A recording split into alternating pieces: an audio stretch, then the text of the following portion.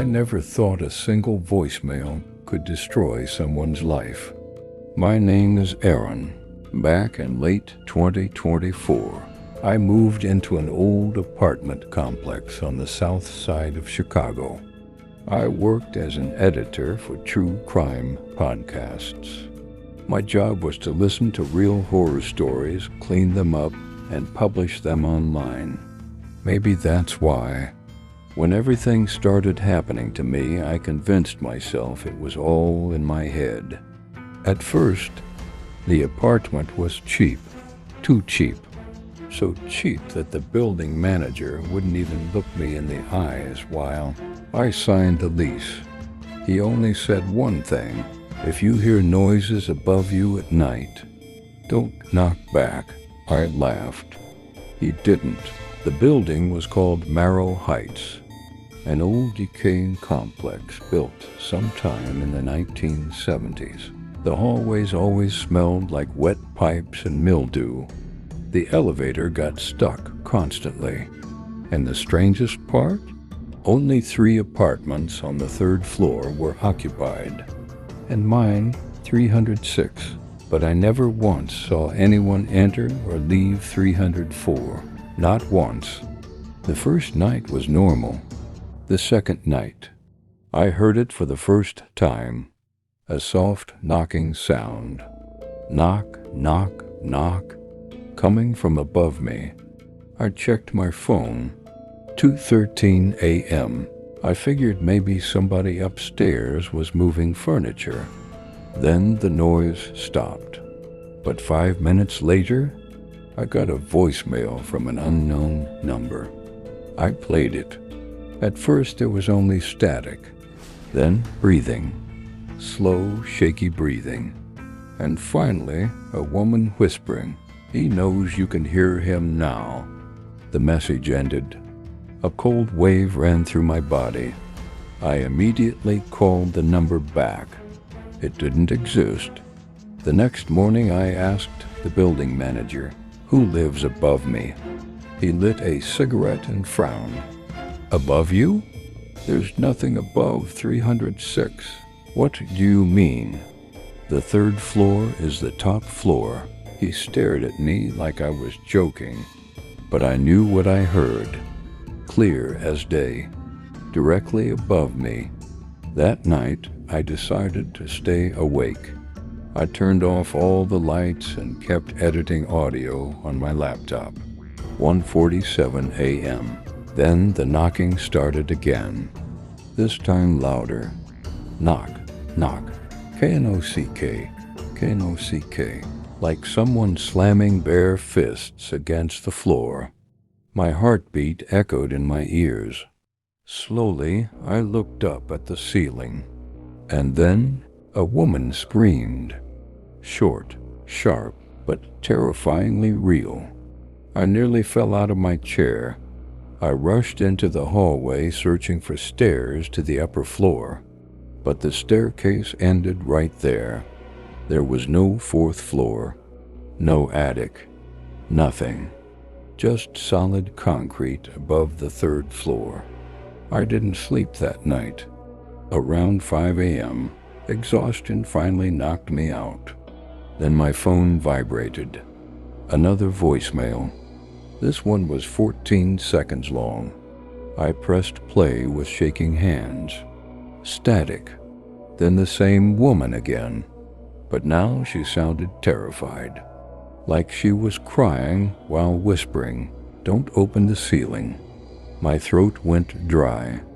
Then, in the background, I heard a man's voice. Deep, slow, almost growling. He already did. The voicemail cut off. That same morning, I searched the apartment carefully. Bedroom, kitchen, bathroom. Everything looked normal, until I noticed something in the living room ceiling near the smoke detector. A faint square outline, like an old hidden hatch.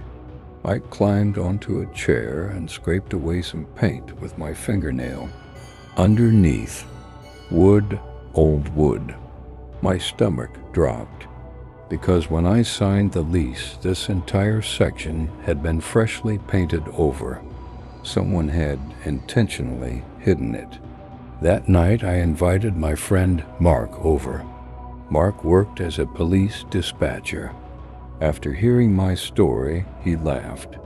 "Bro, you edit too many true crime podcasts." But at exactly 2:13 a.m., we both heard something dragging above us. His face instantly changed. A heavy scraping sound, like something massive being pulled across the floor. Slowly. Then it stopped directly above the living room. Silence. Complete silence. Then 3 knocks came from inside the ceiling. Knock, knock, knock. Mark slowly looked at me. That didn't come from upstairs. He swallowed hard. That came from inside the ceiling. My hand started shaking. Mark grabbed the chair. "Open it." "What?" "The hatch." "Right now." I stepped back. Then suddenly, both our phones vibrated at the exact same time. Unknown voicemail. Same number. Mark turned on speaker mode. At first, static, then loud breathing, and then a child's voice whispered, "He lives between the walls now." Right after that, it sounded like someone covered the child's mouth. Then a horrifying scream. The message ended. The apartment fell completely silent. But 1 second later, something spreaded above us. Fast, unnaturally fast, like a person crawling on all fours inside the ceiling. It stopped directly over the living room. Mark slowly raised his eyes. I did too. Then a handprint began pressing outward through the ceiling paint. From the inside, slowly, 5 fingers became visible beneath the cracking paint. And then the hand knocked twice. Knock, knock. Neither of us moved. The handprint stayed pressed against the ceiling for almost 5 full seconds. Then it slowly slid away. The paint cracked as the shape disappeared back into the darkness above us. Mark whispered, "Nope." He grabbed his jacket immediately. I'm calling this in, but before he could dial, another sound came from above us. A laugh, not loud, not human. It sounded wet, like someone trying to laugh with water in their lungs. Mark froze. I could see the fear spreading across his face now. Real fear. The kind cops don't admit they feel. Then came the scratching. Long, slow, scraping sounds moving across the ceiling, like fingernails dragging through wood directly above our heads. I stepped backward. My legs felt weak. Mark stared at the square outline in the ceiling. "That hatch opens," he whispered. "No. We need to see what's up there." "No way." He looked at me hard. "What if somebody's living in there?" That thought hit me like ice water, because suddenly, everything made sense. The noises, the whispers, the dragging. Someone could have been hiding above me this entire time, watching me, listening, waiting. Mark grabbed a screwdriver from my kitchen drawer. I told him this was a terrible idea. He ignored me. The apartment felt colder now. Not normal cold. Heavy cold. Like the air itself had thickened. Mark climbed onto the chair and jammed the screwdriver into the painted seam. Crack! A chunk of paint broke loose. Dust rained down onto the carpet. Then another crack. Then another. Finally, the hidden panel shifted slightly downward. A dark opening appeared above us. Pitch black. Cold air poured out immediately, and with it, that smell, rotting, sweet and rotten, like dead meat left in a basement. Mark covered his nose. Oh my God! I felt my stomach twist. Then we heard it. Movement. Very soft. Somewhere up there. Something crawling. Mark shined his phone flashlight into the opening. The beam revealed a narrow crawl space above the apartment. Wood beams, dust, old insulation, and drag marks. Long dark streaks running through the dust, as if something heavy had been moving back and forth for a very long time. Then the flashlight landed on something else. A shoe, small, child-sized, just lying there. Mark went completely silent. Slowly, he reached up and pulled it down. The leather was old and stained almost black. Inside the shoe was a tiny faded name written in marker. Lucy. That name hit me immediately, because 2 days earlier, while checking old reviews for the apartment building online, I'd seen something strange. A deleted forum post from 2011. Someone claimed a little girl named Lucy disappeared inside Merrill Heights. No body was ever found. I suddenly remembered the voicemail, the child's voice. He lives between the walls now. My chest tightened. Mark looked back up into the crawl space. We need to call the police. Then the flashlight flickered. Once, twice, and in that brief flicker, I saw someone up there, far back in the darkness. A face, pale, motionless, watching us. Mark saw it too, because he stumbled backward so hard he almost fell off the chair. What the hell was that? The flashlight steadied again. Nothing there. Empty darkness. I could barely breathe. Then from deep inside the crawl space, we heard a voice, soft, almost playful. Aaron. My blood froze. Mark looked at me. You know that voice? I shook my head immediately, but deep down, something about it felt horribly familiar. Then came another sound, a child crying, very faint, somewhere far back inside the walls. And then, bang, the hatch slammed upward by itself. Mark fell backward onto the floor. The chair crashed beside him. We both scrambled away from the ceiling. Then silence. Complete silence again. Mark grabbed my arm hard. We are leaving. Right now. I didn't argue. We rushed into the hallway. But the second we stepped outside apartment 306, we stopped. Because apartment 304 was open, just slightly, about 3 inches, and warm yellow light spilled out into the hallway. For the first time ever, the hallway suddenly smelled even worse, rotten, wet, like something had been decaying behind those walls for years. Mark slowly reached for his flashlight again. Then we heard a woman crying inside apartment 304, soft sobbing, followed by a whisper, "Please help me." I stared at the open doorway. Every instinct in my body screamed not to go near it. But then the crying changed. It became choking, gurgling, like someone drowning.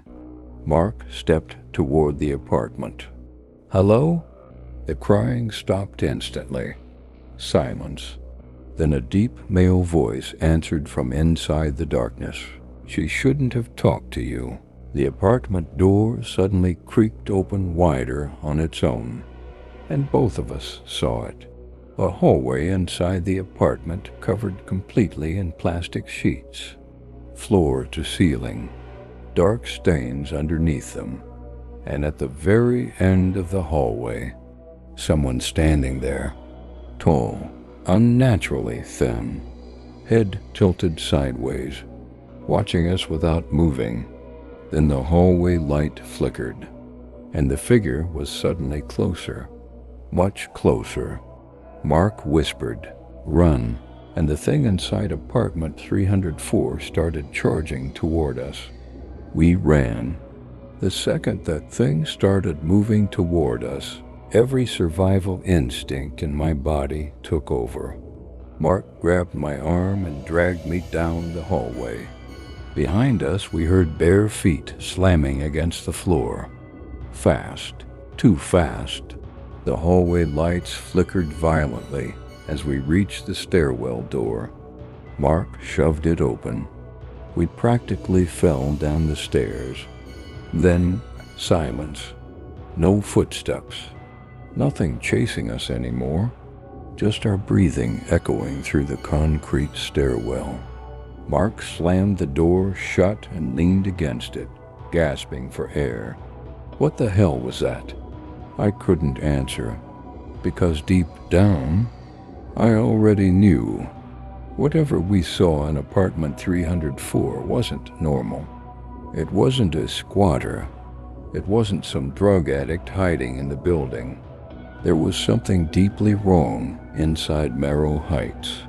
Something old. Something that had been there a long time. We got outside around 2:40 a.m. Cold rain had started falling over Chicago. Mark immediately called the police. 2 officers arrived about 15 minutes later. We told them everything. The noises, the crawlspace, the figure in 304, the voicemails. At first they clearly thought we were paranoid, until Mark played the recordings. The child's voice, the woman whispering, the screaming. The officers stopped smiling after that. One of them stayed outside with us. The other went into the building. 5 minutes passed, then 10, then 15. No response on the radio. Mark frowned. That's not good. The second officer finally radioed in, but his voice sounded wrong, shaky, confused. There's nobody here. Static crackled. But the apartment, more static, then silence. The officer outside started calling his partner repeatedly. No answer. Then suddenly, a scream exploded from the radio. Loud, raw, cutting through the rain, followed by violent crashing sounds. Then the transmission died. The officer outside rushed into the building immediately. Mark looked at me. We're not staying here, but before we could leave, the building manager appeared behind us, standing under the rain, completely expressionless. I swear to God neither of us had seen him walk up. He just appeared. Water dripped slowly from his gray coat. "You shouldn't have opened it," he said quietly. Mark snapped at him. "What the hell is happening in that building?" The manager stared toward the apartment windows. For a long moment he said nothing. Then finally, apartment 304 was sealed in 1998. My stomach tightened. What? There was a tenant living there named Walter Vane. The manager's voice sounded hollow now, like he'd repeated this story too many times. He kidnapped people. Rain hammered against the parking lot around us. He hid inside the walls for years. The building's ventilation system connected every apartment. He could move between them without anyone knowing. I felt sick. The manager continued. They finally caught him after several residents disappeared. Mark frowned. Then why is the apartment occupied now? The manager slowly looked at us. It isn't. For a second, nobody spoke. Then I remembered the figure we saw, the plastic-covered hallway, the crying woman, the child's voice. "Lucy," I whispered. "What happened to the missing girl?" The manager's face darkened. "They never found all of them." A bolt of lightning flashed across the sky, and in that flash, I saw someone standing in my apartment window on the 3rd floor, watching us. Tall, thin, head tilted sideways, exactly like before. Then the light vanished, and the figure disappeared. Mark saw it too. "We are done." He grabbed my shoulder. "You're coming to my place tonight?" I nodded immediately. No argument. No hesitation. I wasn't going back inside. Not ever again. But as we walked toward Mark's car, my phone vibrated. Unknown voicemail. Again, my entire body locked up. Mark looked at the screen. "Nope, don't play it." But I already pressed it. Static filled the speaker. Then breathing. Slow, wet breathing. Then the woman's voice returned. But this time she sounded exhausted. Weak, like she'd been crying for years. "He watches from the vents." A loud metallic bang echoed in the background. Then footsteps. Slow footsteps approaching her. The woman started panicking. "Please, please don't let him hear you." Then a man's voice whispered directly into the phone, so close it sounded like he was standing beside me. "Aaron?" I nearly dropped the phone, because this time I recognized the voice. It was the building manager. The voicemail ended. At that exact moment, every light inside Merrill Heights shut off simultaneously. The entire building went black, and from somewhere deep inside the darkness, we heard hundreds of knocks, all at once. Knock, knock, knock, knock, like every wall in the building suddenly had people trapped inside them, begging to get out. Mark backed toward the car slowly. "What do we do?" Before I could answer, a woman screamed from inside the building. Then another, then dozens more, echoing through the walls. And high above us, inside apartment 306, something slammed violently against the window from the inside. A pale hand pressed against the glass. Then another. Then another. Too many hands. Far too many. And in the middle of them, a tall figure slowly appeared behind the glass, smiling at us.